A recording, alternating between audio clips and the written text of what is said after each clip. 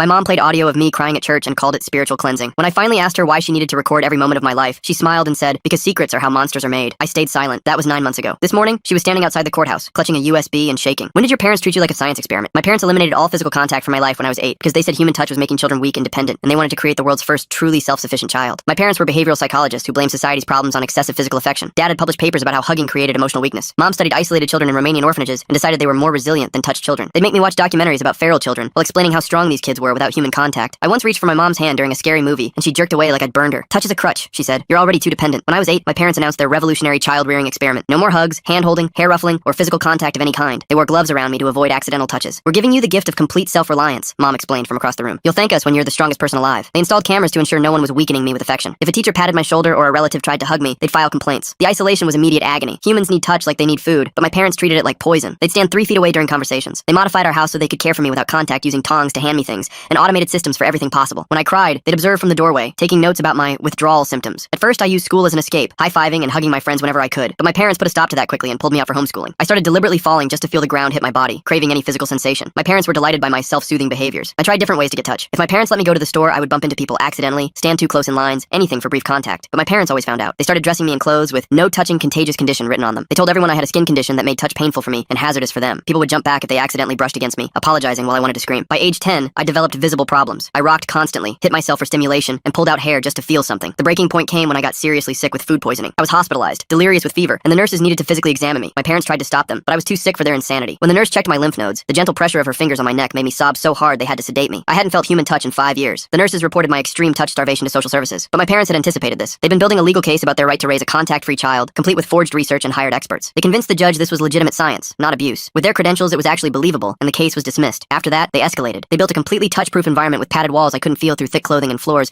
that were always either too hot or too cold to touch comfortably. They were erasing every possible source of physical sensation. You're so close to breakthrough, Dad observed from behind glass. Soon you won't even remember wanting touch. He was right. By 13, I was forgetting what hugs felt like. The memory of my mother's hand in mine was so distant it felt like a dream. I'd watch videos of people embracing and feel nothing but confusion. My parents celebrated this as success, documenting my evolution beyond physical needs. But then one of their colleagues visited to observe me. Dr. Mills was supposed to validate their experiment, but when she saw me, her face changed. She insisted on conducting a private interview. My parents reluctantly agreed, watching through cameras, but Dr. Mills did something unexpected. She turned off her microphone, pulled out a pen, and wrote on her notepad, "I'm going to help you." She conducted a normal interview out loud while writing her real observations. "This is severe abuse. I'm reporting them. Be ready." My heart pounded. After 5 years, someone finally saw what they were doing to me. But my parents must have sensed something, because the moment Dr. Mills left, Dad locked me in my touch-proof room. "We're moving the experiment to the next phase," he said through the intercom. "Complete sensory elimination." I watched through my window as trucks arrived with medical equipment. Mom explained cheerfully that they'd developed a gel that would numb all nerve endings. "Like a full-body anesthetic you can live in," she said. "You'll finally be free from all physical sensation, not just touch." They'd already tested it on animals. The rats floated peacefully in vats, unable to feel anything. "We'll start with your hands tomorrow," Dad announced. "By next week, your whole body will be beyond the need for feeling." I pressed my palms against the glass, trying to memorize the sensation while I still could. Somewhere Dr. Mills was hopefully making phone calls, but it was too late. Once the gel numbed my body, I'd never feel touch again, and there would be nothing Dr. Mills or anyone could do to save me from this prison. The next morning arrived too quickly. I hadn't slept, spending the night testing every surface in my room, pressing my fingertips against walls, floors, even my own skin, trying to store up sensations. My parents entered wearing surgical gear, wheeling in a metal cart with vials of clear gel. Mom prepared syringes while Dad set up recording equipment. They moved with practiced efficiency, discussing my treatment like I wasn't there. I backed into the corner, hands behind me, feeling the wall's texture through my shirt. Dad approached with restraints. I tried to dodge, but he cornered me, using a pole with loops to secure my wrists without touching me. They'd thought of everything. Mom wheeled the cart closer as they forced me into a chair. The door burst open. Dr. Mills stood there with 2 police officers. My parents froze. Relief flooded through me until I saw the officers' confused expressions as they took in the medical equipment. My parents immediately shifted into professional mode. Dad calmly explained they were administering prescribed medication for my condition. Mom showed falsified medical documents. They prepared for this. Dr. Mills argued with the officers, insisting this was abuse, but my parents had answers for everything. They claimed Dr. Mills was a disgruntled colleague trying to sabotage their research. The officers looked uncertain, caught between 2 groups of professionals. Then Mom played their trump card. She produced a video of me from last week, rocking and hitting myself, looking disturbed. She explained these were symptoms of my rare neurological condition that made touch painful. The gel was an experimental treatment to ease my suffering. The officers' expressions shifted from suspicion to sympathy. One asked me directly if my parents were hurting me. I tried to explain, but the words came out jumbled. Years of isolation had damaged my ability to communicate under pressure. I sounded exactly like the disturbed child my parents claimed I was. Dr. Mills kept fighting, but the officers were convinced. They apologized for the intrusion and left. Dr. Mills gave me one last desperate look before my parents escorted her out, threatening legal action if she returned. Alone with them again, I watched Dad prepare the first syringe. Mom held the camera, documenting everything. They weren't angry about the interruption. If anything, they seemed energized by successfully defending their experiment. Dad approached with the needle. I thrashed against the restraints but couldn't break free. The needle went into my left palm. Within seconds, numbness spread across my hand. I watched my fingers move but felt nothing. The sensation of touch, my last connection to the world, was being erased. They injected my right palm next. Both hands went completely numb. I tried to make fists but couldn't tell if my fingers were moving without looking. Mom noted my reactions while Dad prepared more syringes. Over the next hour, they systematically injected the gel at my arms. The numbness crept higher with each dose. By the time they reached my elbows, I couldn't feel anything below them. My arms might as well have been prosthetics. They finally stopped, saying they'd continue tomorrow. The partial numbness was worse than complete loss would have been. I could still feel my shoulders and torso, making the contrast unbearable. I kept forgetting my hands were numb and trying to touch things, only to feel nothing. That night, I discovered something. While I couldn't feel with my hands, I could could still use them. I practiced moving without sensation, learning to navigate by sight alone. My parents had taken feeling but not function. I used my numb hands to search my room differently than before. Without worrying about sensation, I could reach into spaces I'd previously avoided. Behind the ventilation grate, my fingers found something unexpected, a folded paper. I carefully extracted it using visual guidance. Dr. Mills had left a note during her visit. My eyes strained to read her rushed handwriting. They're moving you tomorrow night. Overheard them arranging transport to their private lab. The parents wearing gloves to avoid touching their own child.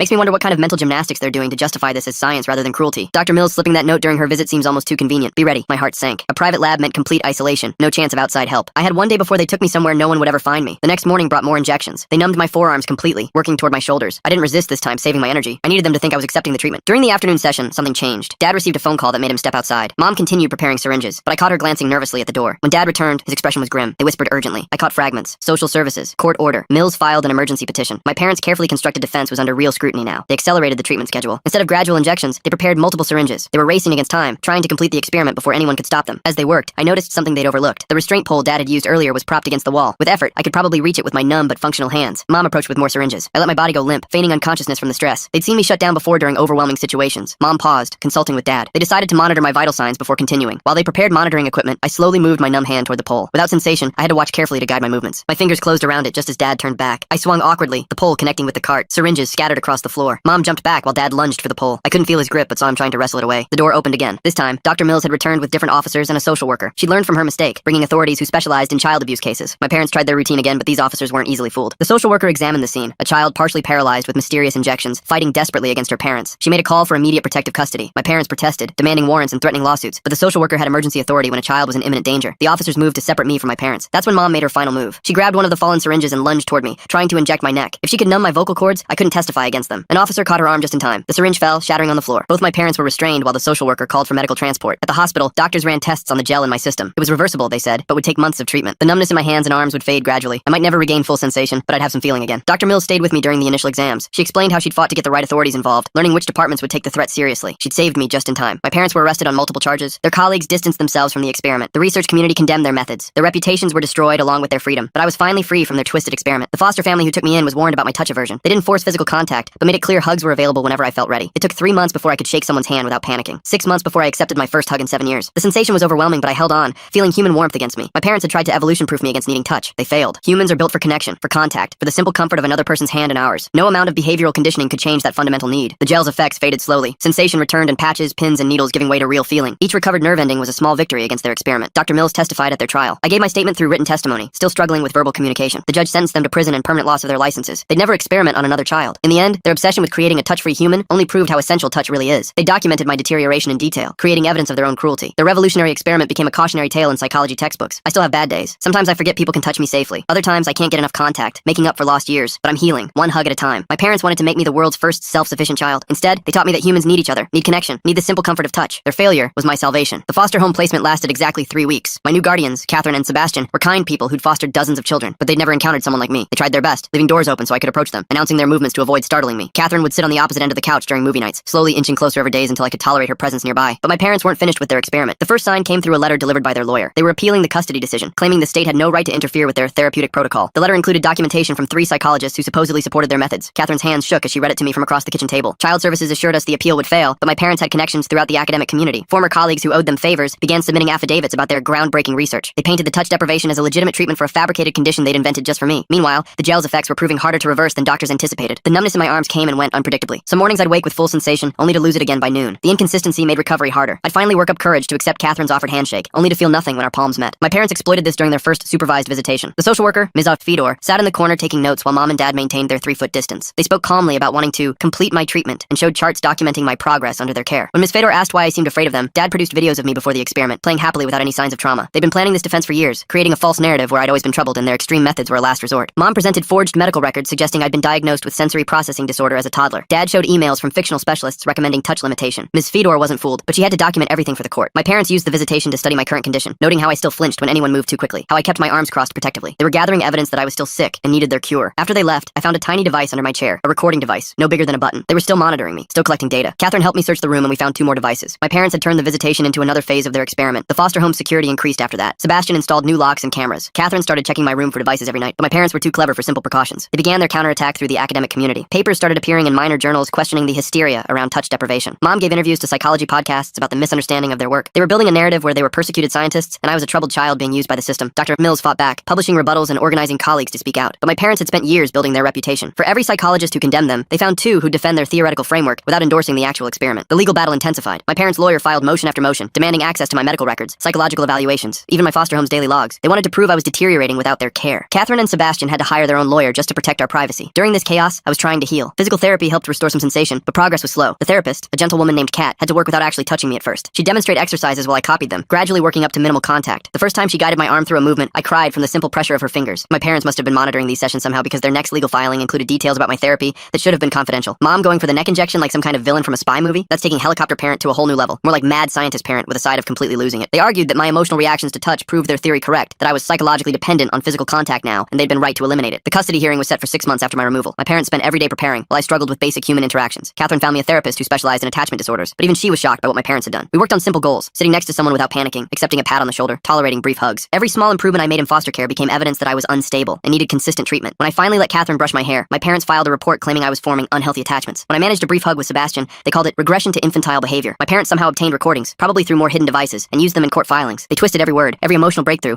into evidence of pathology. When I told my therapist about missing human touch, my parents claimed I'd developed an addiction. When I described the pain of isolation, they called it withdrawal from therapeutic intervention. Dr. Mills remained my strongest advocate, but my parents attacked her credibility too. They dug up an old research dispute from her graduate school days, spinning it into a pattern of professional jealousy. They suggested she was using me to advance her own career by opposing their innovative methods. The stress began affecting my physical recovery. The numbness in my arms returned with a vengeance during particularly difficult days. My parents noted this in their court filings, arguing that the instability of foster care was harming my neurological condition. They presented themselves as the stable, scientific option compared to the emotional chaos of traditional parenting. 5 months into foster care, they made their boldest move. Mom published a book about their experiment, portraying herself as a misunderstood pioneer. She carefully avoided admitting to anything illegal, framing the touch deprivation as a thought experiment that had been misinterpreted. The book sold well in certain academic circles, generating sympathy for my parents among their peers. The book's publicity tour became a weapon. Mom gave interviews where she seemed reasonable and caring, discussing child development theory while painting me as a difficult child who'd been helped by their unconventional approach. She never mentioned the restraints, the forced injections, the systematic torture. Instead, she talked about boundaries and independence. Dad followed with a series of journal articles refining their theories. He proposed a modified touch protocol that sounded less extreme but was essentially the same thing with better marketing. Young psychology students began defending their ideas online, not knowing the full truth. My parents were rewriting history, turning their abuse into academic discourse. I watched this campaign from the foster home feeling helpless. Catherine tried to shield me from the media coverage, but I needed to know what they were doing. Every interview, every article was another move in their game to get me back. They were building a case that they were reformed, enlightened parents who'd been misunderstood. The guardian ad litem assigned to represent my interests was a tired woman named Patricia, who'd seen too many custody battles. She interviewed me multiple times, asking the same questions different ways. I could tell she was sympathetic, but she was also overwhelmed by my parents' documentation. They provided hundreds of pages of research supporting their methods. My foster siblings tried to help in their own ways. One girl who'd aged out of the system came back to testify about the difference between real abuse and what she saw in our home. A boy who'd been adopted years ago wrote a letter about how Catherine and Sebastian had helped him heal. But my parents dismissed these as anecdotal evidence compared to their scientific approach. I couldn't let others fight this battle for me. I began writing my own statement, documenting everything I could remember. The early days when they first started wearing gloves, the cameras installed to monitor any unauthorized touching, the escalating isolation that had nearly destroyed my ability to connect with other humans. Writing it was agony. Every memory brought back the sensation of reaching for comfort and finding only empty air. I described the birthday parties where no one could hug me, the holidays spent watching other families embrace while I stood apart. I wrote about the nights I'd cried myself to sleep, arms wrapped around my own body because it was the only touch I was allowed. Catherine helped me organize the statement, though she had to sit across the room while I wrote. Even after months of progress, having someone too close while I relived those memories was unbearable. Sebastian provided technical support, helping me find dates and details that would corroborate my timeline. They never pushed, never insisted on more than I could give. My parents' lawyer tried to block my statement,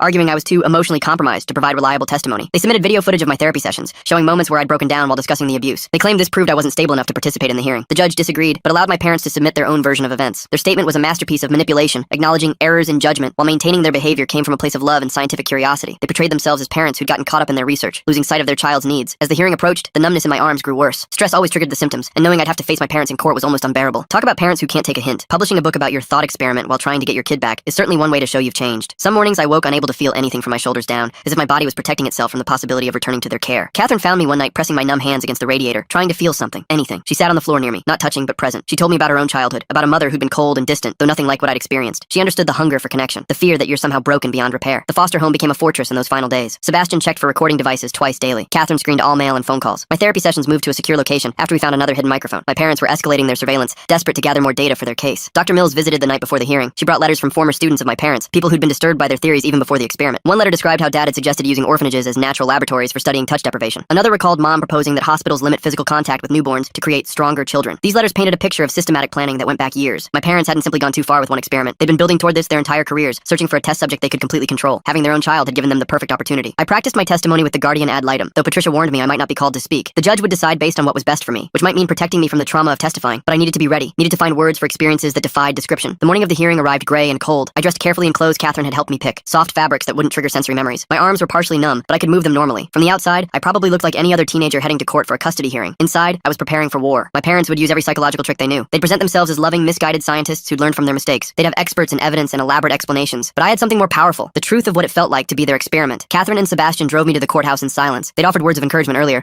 but now they understood I needed quiet to prepare. As we pulled into the parking lot, I saw my parents' car already there. Mom and Dad stood by the entrance with their lawyer, looking professional and concerned. They dressed carefully too. Mom wore soft, approachable colors instead of her usual stark white lab coat. Dad had trimmed his beard and chosen a tie with a subtle pattern that suggested warmth. They were performing the role of reformed parents, every detail calculated to show they'd changed. But I saw the truth in their positioning. They still stood exactly 3 feet apart, maintaining the same distance they'd kept from me. Their hands stayed carefully controlled, never gesturing too close to each other. Even now, even performing for the court, they couldn't fully hide their revulsion for human contact. I walked past them without acknowledging their presence. Catherine and Sebastian flanked me, not touching but close enough that I could feel their warmth. Dr. Mills waited inside with our legal team, her face set with determination. Patricia nodded as I took my seat, acknowledging that I'd made it this far. The courtroom was smaller than I'd expected, more like a conference room than the grand halls of justice from movies. The judge entered, a middle-aged woman with kind eyes but a firm expression. She'd read everything, Patricia had assured me. She knew what was at stake. My parents' lawyer began with a measured presentation about rehabilitation and second chances. He acknowledged the unconventional nature of their experiment while emphasizing their credentials and contributions to psychology. He painted them as brilliant minds who'd temporarily lost their way, now ready to be proper parents. Our lawyer countered with the reality of what they'd done. She presented medical records showing the physical damage from touch deprivation. She submitted my therapy notes documenting the psychological trauma. She called Dr. Mills to testify about the long-term effects of sensory isolation on developing minds. My parents watched it all with clinical detachment, taking notes as if this were an academic presentation rather than a fight for their child. I recognized their strategy. By treating it as an intellectual exercise, they could avoid confronting the emotional reality of their abuse. The hearing stretched through the morning as experts testified on both sides. My parents had found psychologists who would validate their theories in abstract terms, careful never to endorse the actual experiment. Our side brought child development specialists who explained in devastating detail how touch deprivation affected growing brains. During a break, I overheard Mom talking to their lawyer about phase 2 of something. My blood ran cold. They were still planning, still experimenting, still viewing me as a test subject rather than their child. Whatever remorse they performed for the court was just another manipulation. The afternoon session brought a development I hadn't anticipated. The judge called for my testimony. My parents' lawyer immediately objected, but the judge overruled him. She wanted to hear from me directly. I walked to the witness stand on legs that felt disconnected from my body. The numbness in my arms had spread to my shoulders, making me feel like I was floating. Catherine gave me an encouraging nod from the gallery. Sebastian sat beside her, hands clasped tightly. The judge asked me to describe my experience in my own words. I started slowly, explaining the early days of the experiment, how my parents had gradually eliminated all physical contact, the cameras, the gloves, the 3-foot rule. My voice grew stronger as I continued, describing the isolation that had nearly destroyed me. My parents took notes throughout my testimony, their faces showing no emotion. Mom occasionally whispered to their lawyer. Dad studied me like I was presenting research findings rather than describing torture. Their clinical detachment made my skin crawl. I described finding Dr. Mills's note, the race against time before the private lab transfer. The judge's expression darkened when I explained the sensory elimination gel. I showed her my arms, demonstrating the patches where sensation hadn't fully returned. Some areas might never recover completely. When I finished, my parents' lawyer approached for cross-examination. He tried to paint me as confused, traumatized by the foster care system rather than my parents' experiment. But I'd spent months preparing for this moment. I answered each question calmly, sticking to facts rather than emotions. The lawyer asked about my current symptoms, trying to suggest I needed my parents' continued treatment. I explained how the numbness worsened under stress, particularly when thinking about returning to their care. The implication was clear without me having to state it directly. Dr. Mills testified next, presenting evidence of my parents' long-term planning. She'd uncovered grant proposals from years ago, outlining experiments remarkably similar to what they'd done to me. The judge studied these documents carefully, her frown deepening. My parents' expert witnesses followed, but their testimony felt hollow after mine. They spoke in abstractions about attachment theory and independence training. None of them could explain why a child needed to be injected with nerve-deadening gel to become self-sufficient. During another break, I noticed Mom frantically texting someone. Dad pulled her aside for an intense whispered conversation. They kept glancing at me, then at the door. Something was happening. The afternoon wore on with more testimony. Catherine described my progress in foster care, the slow journey toward accepting human contact. She explained how my parents' surveillance and manipulation had repeatedly set back my recovery. Sebastian testified about the security measures they'd had to implement